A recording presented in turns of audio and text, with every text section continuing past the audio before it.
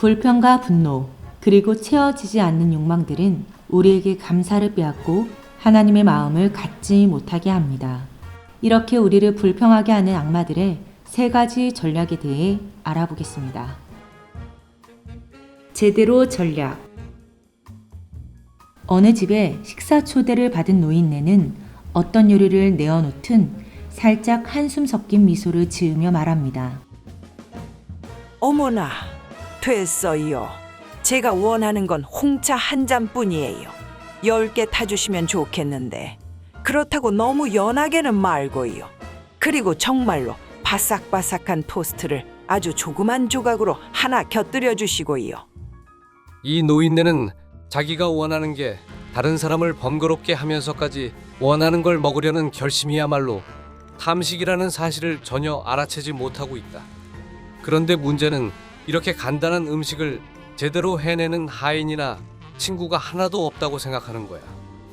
그 제대로라는 주문 뒤에는 자기가 옛날에 느껴봤다고 생각하는 재현이 거의 불가능한 그 입맛을 채우려는 물릴 줄 모르는 욕구가 숨어 있다.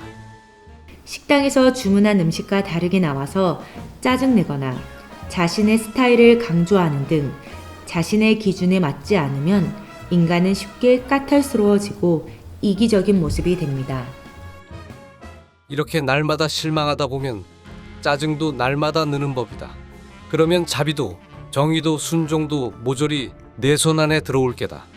이게 다 많이 먹는데 욕심을 부리기보다는 맛있는 걸 찾아 먹는데 욕심을 부리도록 총력을 집중한 결과다. 미디어를 통해 미식에 대한 관심이 높아지면서 점점 더 나를 위한 것에 집중하게 합니다. 하나님의 영광을 위해 무엇이든 하고 자족과 감사해야 하는 마음을 가지라는 말씀에 우리는 지금 순종하고 있는 걸까요? 내가 주인 전략. 인간들은 단순히 불행이 닥쳤다고 분노하는 게 아니라 그 불행이 권리의 침해로 느껴질 때 분노한다. 내가 주인이라는 생각은 어떤 경우에도 부추길 만한 가치가 있지. 인간들은 노상 제가 주인이라고 주장하는데 인간이 그런 우스운 소리를 계속 떠들게 하는 게 우리 일이야. 열심히 일하다가 잠시 쉴 수 있는 시간인데 누군가 갑자기 급한 일을 요청한다면 어떤 감정이 생기나요? 나의 정당한 권리를 빼앗겼다고 생각할 때 우리는 분노합니다. 더 많은 것을 요구할수록 우리는 더 큰 상실감을 가지게 됩니다. 내 시간, 내 몸, 내 아내, 내 아버지, 내 나라를 거쳐 내 하나님에 이르기까지 섬세하게 달라지는 그 의미의 차이를 보지 못하게 하라는 거야. 인간이 완전히 소유했다는 의미에서 내 것이라고 말할 수 있는 것이 단 하나도 없다는 사실만 생각하면 시도 때도 없이 웃음이 나오지 뭐냐. 모든 것에 소유격인 내를 붙이는 순간 우리는 그것에 대한 권리를 강하게 주장하게 됩니다. 아무것도 가지지 않고 세상에 태어난 인간들은 사실 어떤 것 하나도 소유할 수 없는 존재라는 걸 잊지 말아야 합니다.